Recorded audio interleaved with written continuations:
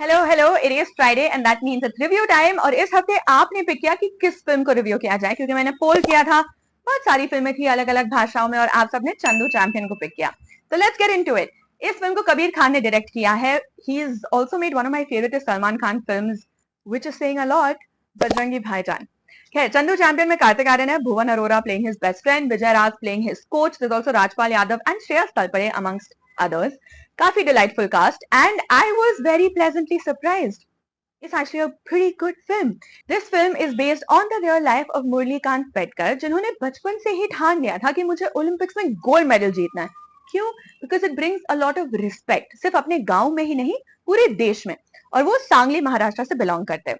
तो ये पूरी जर्नी है उनकी कि कैसे इत्तेफाक से फिर वो फौज में आ जाते हैं, फौज में ट्रेनिंग करते हैं, कहां तक पहुंच पाते हैं, उसके बाद उनकी लाइफ कैसे पलट जाती है पूरी तरह से, but he doesn't let that come in the way.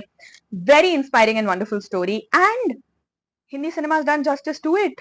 First half में we get to see Kartik Aaryan in a langot and some really weird hair, which takes a bit of getting used to, पर pace बहुत सही है.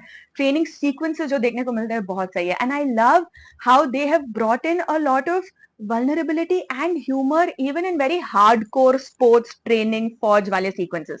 जैसे एक sequence है जहाँ पे वो बहुत खुश हो जाता है और विजय राज को हक करने जाता है, and Vijay Raj is just like, you know, typical Vijay Raj expression.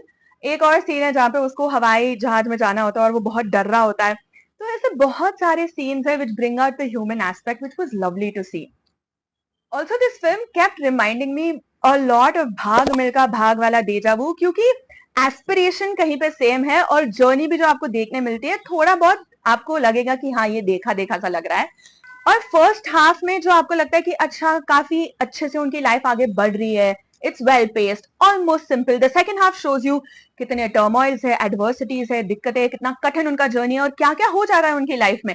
But he never sits back saying अच्छा अब लाइफ ऐसे हो गई तो मैं क्या करूं. He never lets that happen. वो एटीट्यूड उनमें है ही नहीं. He always gets back up, figures out what else to do and goes on to set records in the Olympics. मैं डिटेल्स में नहीं जाऊंगी, कोई स्पॉइलर नहीं देने वाली हूं आपको, but of course if you know about the man and his life you have an idea of what has happened. Second half में ना थोड़ी ऐसी इलॉजिकल चीजें भी थी, बट क्योंकि फिल्म इतनी सिंसियर है, you are willing to overlook that. वो बाधा नहीं बनती. And sincerity is not just Kartik Aaryan and his acting. I feel like everything is come together in this film. Music है, एक्शन है, जैसे कोरियोग्राफ किया गया है, विजय राज इज सो गुड. सब मिलके really elevates the film. It's not one person who's shining, but yes, easily Kartik Aryan's best work to date बोल सकते हैं ऐसे.